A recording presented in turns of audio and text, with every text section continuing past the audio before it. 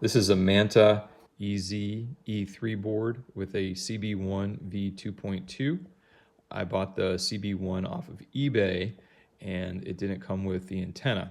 So I searched the internet looking for what antenna to buy, couldn't really find anything. Finally, I found out after hours of searching and looking on Facebook, it is a IPX1 antenna. The original antenna is 200 millimeters long. The one I found on Amazon is only 50 millimeters, so it's relatively short, but it works. I was getting an error when I was configuring the board. I could SSH to the board, but for some reason I was not able to HTTP to the board through the IP address. So it kept saying that the connection is insecure for some reason.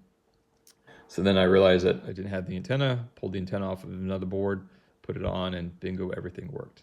So hopefully this works for you. Thanks.